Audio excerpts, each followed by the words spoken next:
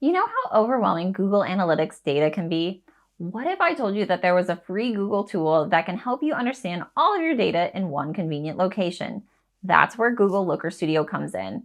It takes all of that information, traffic conversions, user behavior, and it pulls it together in one clean, easy to navigate dashboard. No more digging through endless reports. You get the latest stats for your website and mobile apps all in one place. But before we dive into Looker Studio and how it can help you track your data for websites and apps, have you ever had an amazing app idea but no clue on how to actually build it? Or maybe you've thought about creating your own software as a service, website, or even crypto project, but coding takes forever. Well, I just found something that changes everything. It's called Famous AI, and it's an all-in-one platform that lets you turn ideas into real products in minutes, not months. We're talking web apps, mobile apps, landing pages, even Web3 projects with smart contracts, all without needing a dev team. I tested it out myself, and honestly, it blew me away. I created my very own functional web app in minutes. Because I do a lot of speaking at expos, I needed a solution to manage appointment times for in-person events. So I was able to create a web app that not only manages events, but then stores all of that contact information for the people who sign up so that I can market to them in the future. This platform provides you with production-ready code, instant deployment, and the flexibility to continue iterating as your idea evolves. It's seriously one of the most powerful tools I've ever used. And here's the kicker. You can even monetize what you build. Think about creating your own software as a service, offering app building services, or launching apps that actually scale. So if you've got an idea, there isn't anything standing in your way. Turn your idea into an app in minutes with Famous AI. Check the link in the description to try it out today. And then once you've launched your web app, you'll be able to monitor all of your traffic in Looker Studio. So if you find this information today helpful, please give the video a like and subscribe if you'd like to see more videos like this one. If you have any questions, you can leave those in the comments. And if you're ready, let's take a look at Looker Studio. We're starting off with the Looker Studio homepage. So the URL is lookerstudio.google.com. I'll leave all of the links to anything mentioned in this video in the description so that you can access them. All we need to do to get started, because this is a free tool, is click this button that says use it for free, and that is going to allow us to log in. And then as you can see, there isn't a whole lot here, but you will have some template options available to you. So do know that this is going to give you the ability to not only use your Google Analytics information, but you can also do things like YouTube channel reports. There's a lot of options, and we can kind of briefly look at this. So the one thing that I thought would be easiest for you guys to help navigate things is to create a generic report for you that you can actually make a copy of and utilize it for yourself. So I'm going to take you through that process and show you how to do some customizations to this generic report so that you can really put this into action quickly. So I've generated this generic website report. So I'm going to click on this. And this doesn't have edit permissions for the public. So when you click on this link, this is what you're going to view. So if you want this template, you can have it. Right now it looks a little crazy because we see a lot of errors, but that's just because there isn't a data source connected to it. Once we connect a data source, then you'll be able to see all of your information populated. There's some really cool features. To point out a few features, you can brand this with your own logo. So you have the ability to add images, you can add colors, design, you can add your domain. You can make it look like a really fancy report. And the other thing that I also added was a date range filter so that you can filter all of this data in this one location. So if I want to look at last quarter or last year or even just last month, I have the ability to filter through all of that information. It just makes it really easy to navigate all of your analytics data, because that is honestly a nightmare when you go in there and you're just trying to find the top line numbers of what's really important to you. So what Looker Studio does is it allows you to create a report that is completely customized to whatever information you think is going to be the most important for you. So we'll go through it once the information is populated. And so if you do decide to take advantage of this template, all that you're going to need to do is come up to this more options, and you're going to click that, and then you're going to hit make a copy. And so what that will do is prompt you to add your own information. So I click make a copy, and you'll see that currently there's just sample dummy data in there. but we need to connect a new data source to it. So I would click this, and then I have already made my data source.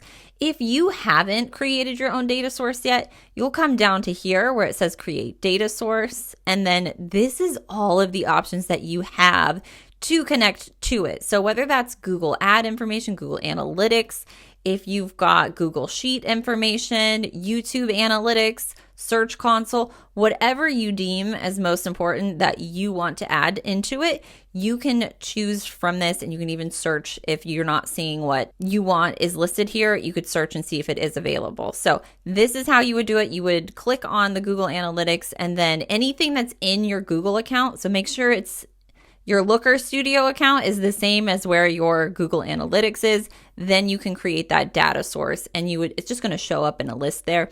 And then you click that, and then you click that instance again. So anything listed there would work for it. I've already created my data source, so I don't need to do that. I just need to select it here, which I will do. And then I hit copy report.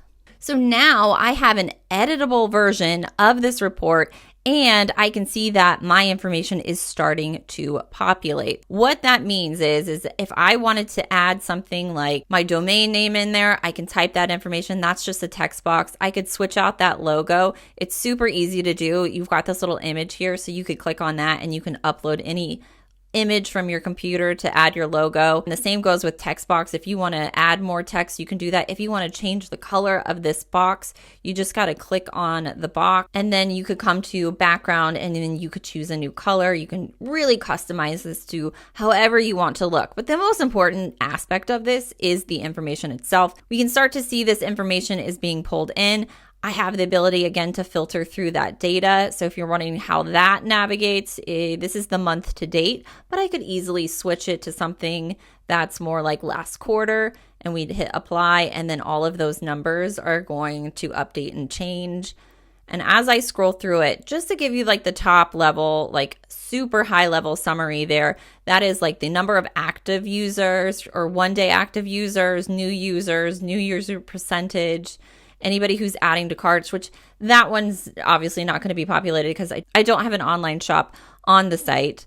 You can see engagement times. We can kind of see the trends over how many people. And the nice thing is as you hover over these things, you're getting more details over it. So it really is this interactive, living report that you can really analyze very quickly. We've got some high level stuff over device types, the countries that people are viewing from, their operating systems, their browser systems. If you don't find that information is helpful and you don't really care about that for it, all you have to do is click it, and you can, I think I have those grouped, but you can click it and then you can just hit the delete key, and you can delete anything off of this and add more to it. So we can see this top traffic sources. For whatever reason, this isn't populating. I have it on a few other reports that I've made, but this one doesn't seem to be correctly functioning. So if I was like, I don't want that, I'm just going to delete it, I could add in something completely different. So what I would do is come up here to add a chart.